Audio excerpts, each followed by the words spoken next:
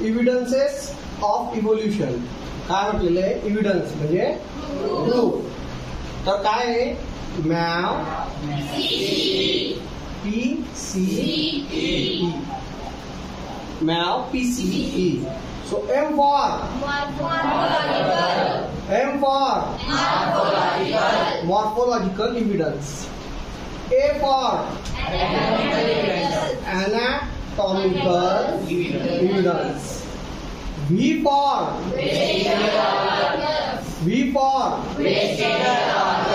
P for paleontological. What is हे थोडंसं spelling परत लिहून देतो. paleontological.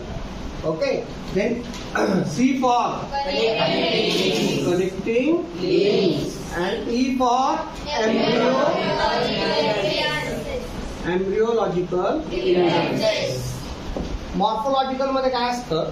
मॉर्फोलॉजिकल मध्ये जे बाह्य तुमचं जे स्वरूप आहे ते आपल्याला कळतं की सारखं आहे. अॅनाटॉमिकल प्रूफ मध्ये काय येतं तुमचं? तर अॅनाटॉमिकल मध्ये जर तुम्ही बघितलं तर हे हाडांची संरचना कशी आहे, म्हणजे मानवी हात, फॉरलेग ऑफ ऑक्स म्हणजे बैलाचं, तुमचा जो पुढचा पाय आहे किंवा patagium of bat, flipper of fail.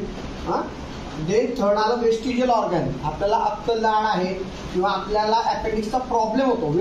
Vestigial म्हणजे जे वेस्ट आहे आपल्यासाठी कुठल्याही कामाचं नाही.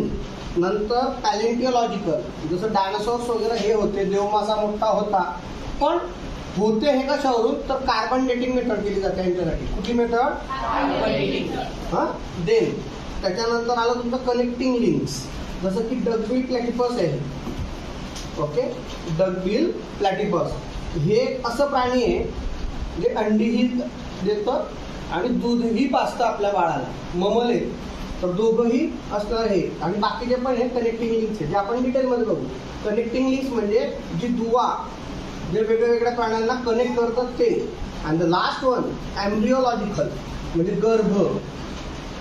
जर तुम्ही बघितलं तर फर्स्ट ट्रायमिस्टर जे आहे ते first trimester fish, salamander, tortoise, chicken, pig, cow, rabbit, man म्हणजे मानवाचं ह्या सर्व प्राण्यांसोबत जे पहिलेच ट्रायमिस्टरचं प्रत्येकाचं जे गर्भात राहण्याचं जे दिवस आहेत ते वेगळे असावेत, पण प्रत्येकाला 3 याच्यात डिवाइड केलं जातं. फर्स्ट ट्रायमिस्टर मानवाचं जे आहे ते बाकीच्या या प्राण्यांशी काय येतं? मॅच करतं.